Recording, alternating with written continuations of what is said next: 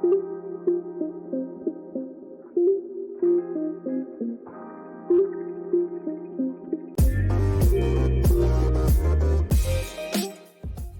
to all the Rugby League diehards and welcome to another episode of 6 to Go.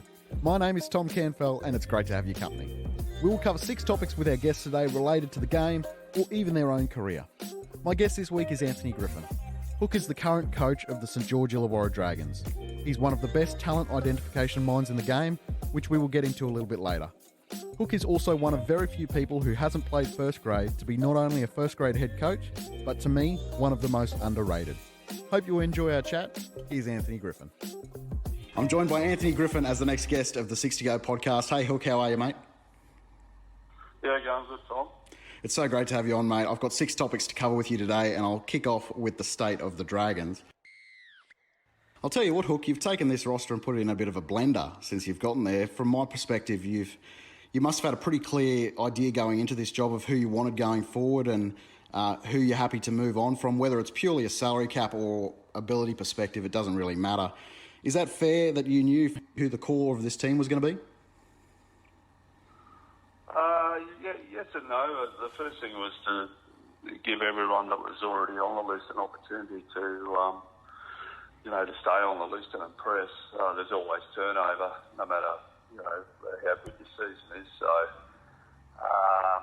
and just during the course of the year, obviously, we've got an idea of who was there. The other important thing, we always had a purpose to build from within, so to bring through as many juniors as we could and give them the experience that they needed to start their NRL careers. So,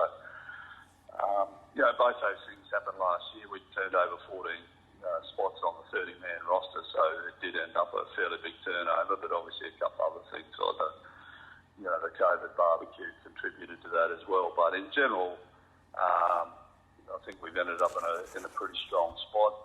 We've unearthed 3 or 4 really good young juniors, and strategically we brought a lot of forward strength into the club. You bring in Moses Sully. Does that put Jack Bird to lock? Yeah, Birdie will probably move into the forwards. Last year, he come off 3 years of not playing football, basically. I think he played 12 games in 3 years, and the whole of 20, he was on the sidelines. He had a second ACL in the trials for Brisbane, so we had to treat him with kid gloves. He still finished his recovery in the off-season, didn't do a great deal of physical work last off-season, so he was able to I suppose, nurse his way through the start of the year in the centres. But I think, going forward now, he's got that year under his belt. We want to get him a little bit closer to the ball, so he'll probably play lock back row. I love Jack Bird. He'd been my top 10 favourite players in the league without a doubt. Were you surprised at how well he came back last year? Because he basically did have 2 years out, like you said. Yeah, I was really happy for him. And we got a fantastic performance staff at the club. Dan Lawson, Tony Guilfoyle on their team, and they managed him exceptionally well during the off-season with his loads and his rehab, and he was in really good shape once we got to the trials. And he didn't play a lot of trial time, but he got a bit of confidence out of the trials. So by that stage, I thought we were going to get some decent footy out of him. So. His first, like the team, probably his first half of the year was pretty good. The back half of the year, not doing an off-season, caught up with him, and his form, probably wavered a bit. But now that he's had that full season under his belt and a full off-season now, I think we're going to see, another level in his performance this year. Hook, last year the real turning point in the season for your club was the barbecue scandal and the breaking of the COVID rules. Now, at the time, you didn't have your best player available either in Ben Hunt because of injury. From that point on, with the suspensions and such, it crippled your team going forward for the rest of the year. I know it's tough to find any positives out of that situation, but do you think that moment was very much a line in the sand moment for your club, considering a lot of those guys aren't there anymore? Yes and no. It is what it is. Some people say it ruined your season, and maybe it did, but it certainly wasn't what we wanted to happen in the short term. I think we were running seventh at the time, and we just had a couple of back-to-back wins. It was round 16, so you're getting ready for a run to the playoffs, and losing Ben Hunt, as you mentioned, was a massive blow. But in the end, it is what it is, and it was disappointing and frustrating, but it's given us, I suppose, another level of resilience and standards within the club now, but also it gave us an opportunity to bring in some of those younger players that I spoke about, like Sloan and Amone and Sullivan, and give them some extra responsibility. They probably wouldn't have got those games at the back end of the year if everyone was available. So certainly at the time it was frustrating, didn't want it to happen. And it probably stopped our season last year, but in a lot of ways it's put some longevity on our development and our potential now as a team. So we'll use it as a positive rather than a negative now. Out of that, it was decided that you guys would move on from Paul Vaughan, and with his money and the salary cap, you've been able to go get Jaden Sewer and George Burgess. Can you talk to me about those two? First of all, what do you like about Jaden Sewer? Jaden's someone I've always had a lot of respect and time for. I haven't had much to do with him. He was a 16-year-old when I left Brisbane, but he was in our academies and I knew of him, and he stood out there. And obviously, as a coach, coaching against him, I followed his career, Broncos through to South Sydney. He's a tough player. He's very good with the ball. He's very skillful. He's already played a few Origin games. He's relatively young. I think he's 25. So when he came on the market, we were very interested, and thankfully, we picked him up. So he's only got his best football in front of him, which is what I like about him. And he's a really good kid, great club man, great trainer, and we're glad to have him in our club. You also have Aaron Woods as well, and how's he fitting into the group, and how did that all come along? Because just as a fan, because from my perspective, he seems like he'd be a great fit for your club. He is, Tom. We actually tried to pick him up at the back end of last year when we lost Paul, but he wanted to stay with Cronulla for to finish the year out there. He was captain at the time, so we were able to secure a deal once the season finished. But he brings a lot of experience. Woodsy's only 30, which in front row is. If they're good people and they still work really hard, he's still got a few miles left in him, and that's exactly what I found when I met him, and when we brought him to the club. He's been outstanding during the off season with his work ethic, and also he's a great teammate and a good person. So sometimes those guys, when they get to that age, as long as they still want to work hard, they've still got some of their best footy in front of them. And he's played, I think, 18 tests and 20-odd Origins, so they don't lose that ability or that class. So we're looking forward to a big year. He adds a lot of depth to our forward pack. Hook, you're one of only a few head coaches who didn't play first grade, which is funny because as a general statement, I think Australian sport is about 20 years behind the rest of the world. Over in America, for example, a lot of head coaches weren't professional players, and a lot are obviously, but the ratio certainly isn't as lopsided as what it is here. Do you think it's easier or harder now than when you first became a head coach for someone who didn't play first grade to work their way up to being a head coach in the NRL? Oh, I think it'd be easier now. Just speaking from my experience, at the time that was even just getting through to Queensland Cup level. That was always a stumbling block. You had no profile from your playing days. Yeah. That was fine. I mean, I've always wanted to coach since I was mid to late 20s, and I never played at the professional level, and so that was hard for me to get from country football into Brisbane football back in those days. I'm talking the early to mid 90s. But I suppose headstrong and had a goal and a vision of where I wanted to get to. So got there. As far as these days, I think it'd be a bit easier. I think the world's, particularly when it comes to coaching in all sports, a lot more accepting of the leadership quality, and I suppose the tactical side of the game, and being able to bring a staff together at the professional level these days. You've got 23, 25 staff in the NRL. So there's a lot more that goes into it rather than just the knowledge of football. So I think these days, if someone's talented and they've got some leadership capabilities and some managerial skills, you can hire assistants these days, to deliver, extra football nous and things like that. So, but from my point of view, I've enjoyed every minute of it. As I say, I love coaching, and the journey for me was a long one and sometimes a frustrating one. You had to go backwards to go forward, but it's been a really rewarding and an enjoyable one as well. Are there any players whose names you could throw at me who you've coached in your time and thought, man, you'd make a really good coach one day, and if they decided to go into coaching eventually, that you'd back them to succeed? Yeah, that's a good question, mate.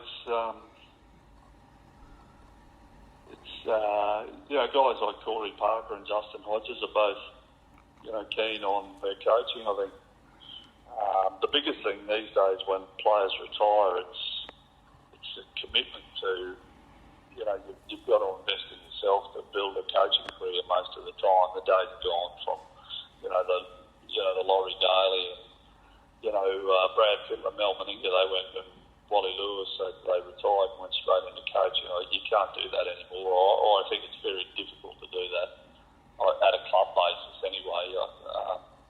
So there's got to be a decision that you're prepared to work 70 or 80 hours a week for, in a lower level or a basic assistance role of football, to get that education. So, but those two guys, I think they've got the ability to do that. They're both good leaders, and they're both have a passion to coach. I think, probably James Maloney at Penrith, he's probably one of the smartest players. He thought like a coach even when he was playing. If he ever wanted to apply himself, I think he'd make a really good coach. He's extremely good leader and a really smart football brain, but also, as I said before, he thought like a coach, which made him such a valuable player in those days, and probably the reason why wherever he's gone, the teams have had success. And right where I am now, I think Ben Hunt, if he wanted to apply himself when he finishes, he's developed into a great leader. And again, when you talk to Ben these days, he feels like not just a player but part of the staff. He's got to that level in his career where he gets the whole way the club operates and the way a football game is won and lost outside of his own performance. So he's probably someone, if you want to go down that path, he'd make a fist of it. Hook, last year Cam Smith retired. You can make a case he's the greatest player to ever play, but his story very much starts with you as a part of it. Can you tell me how you first met Cam? Cam's an exceptional talent, he always was, but the story's been told before, but I was working for Melbourne Storm at the time, coaching their 20s at Brisbane North, which was their affiliate club, and I did the recruitment along with another guy called Burgess throughout Queensland and Australia. We tracked Cam playing for the Logan Brothers under-16s, and tracked his dad actually, give us a little bit of a hand with recruitment, and so it was funny, we went and saw his son play, and Mark Murray was Brisbane North's first grade coach then, and also working for the Storm. Myself and him went up to watch him play in Rockhampton in the under-17s, Queensland Carnival, and as I said before, he stood out for the same reasons he stands out when he was 33, back when he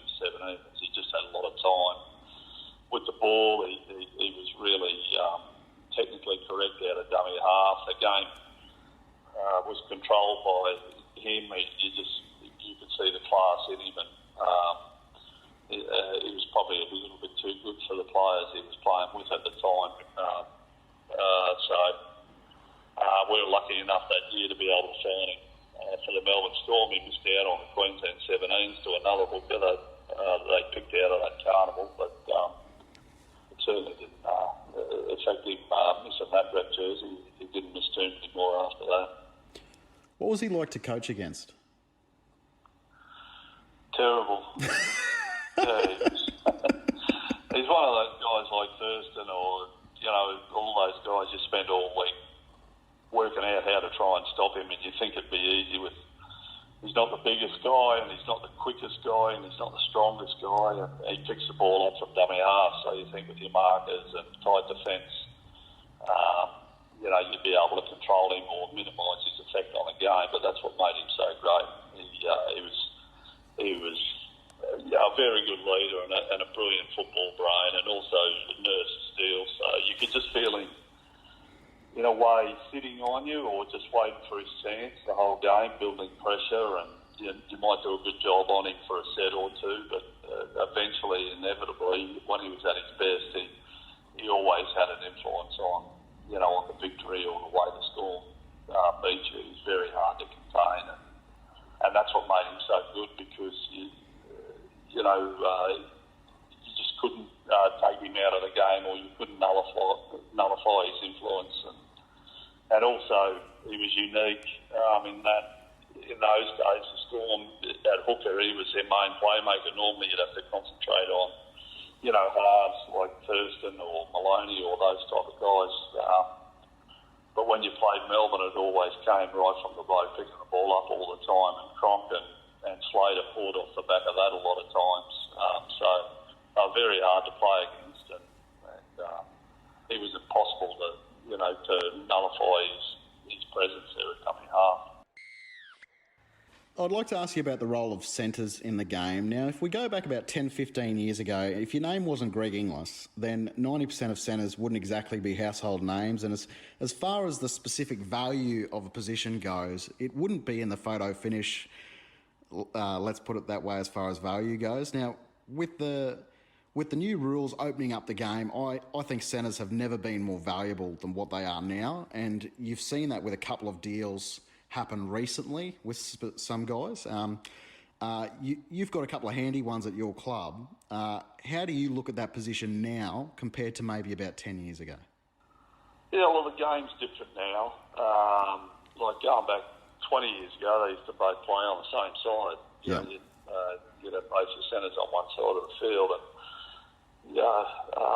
that I wouldn't be surprised to see that happen a little bit more now these days. I mean, Bradford had it happening last year where we gave Trbojevic a roving commission, and he bobbed up, all across the park. I think it's funny that sometimes, Tom, it just depends on the quality of the players at the time too. You'll go through a period where there's not many good centres around, but then for a period like I think now coming up, we've got Lomax and Surley, and Mitchell can play centres, and as I said, Tom Trbojevic at rep level plays there, so you're starting to see, Katoni Staggs, those type of guys, some big athletic centres coming back into the game, Bradman Best up at the Knights. So there is a crop of them coming back into the game, but I think with the extra ruck speed, also it's easy to get them early ball and get them a little bit more space now as well. And if you've got someone that's 100 kilos and really good on their feet, that's the most important thing, is to get your bigger athletes the ball as much as you can. So I'm not too sure, to be honest, if the game's changed that much, or it's just now we're starting to see some bigger elite guys in those positions come through. Like 10 years ago, you had Gasney and Cooper at this club, and they were both big men, big rep centres, and they were playing against Hodges and Inglis and those type of guys that you say. But they went away for a while, but there's a crop coming through, and hopefully from our end, which is why we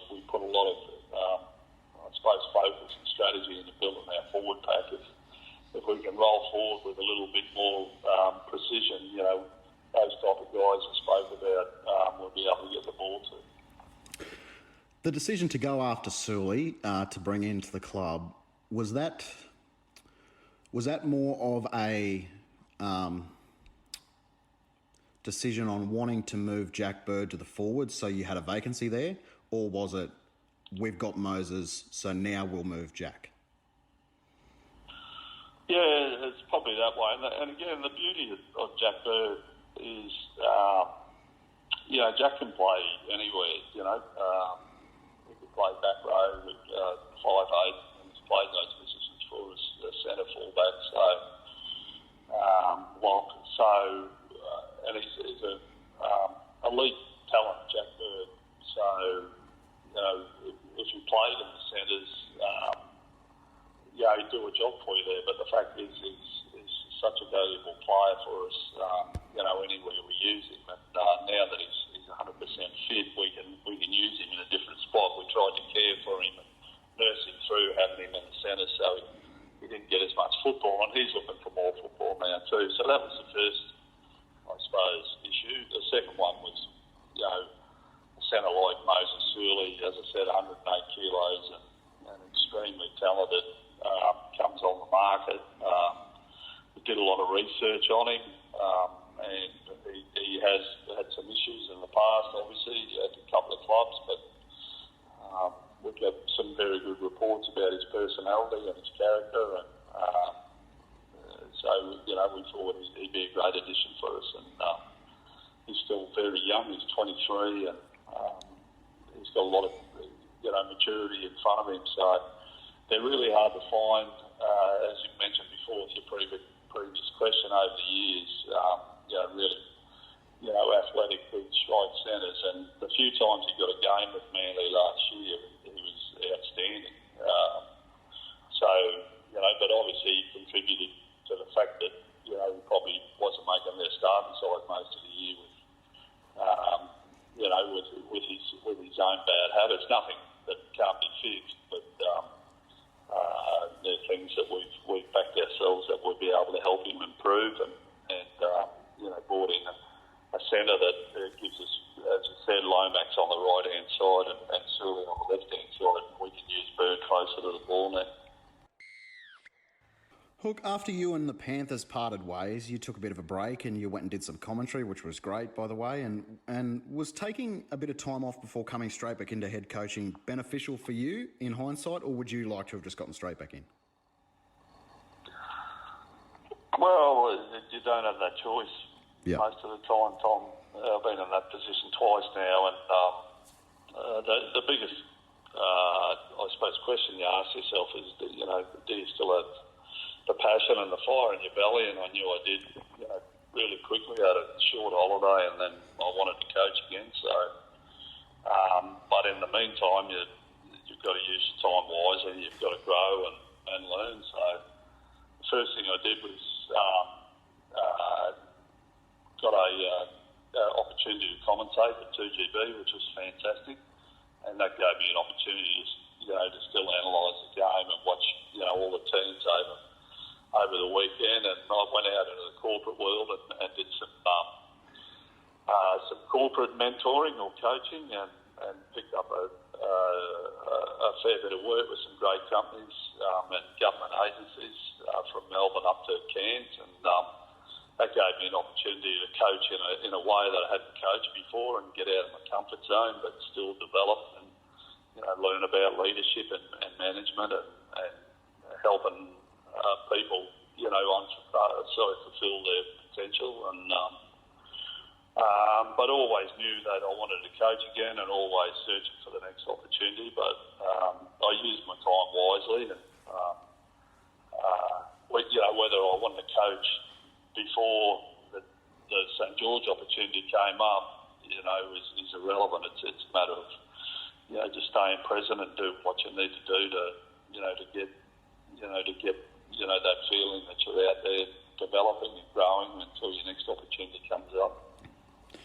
Was there something that you learnt while you were out of the game, either the first time or the second time, that you looked to bring into your to your next opportunity? Was there something there, or is it all just a growing experience in itself, really?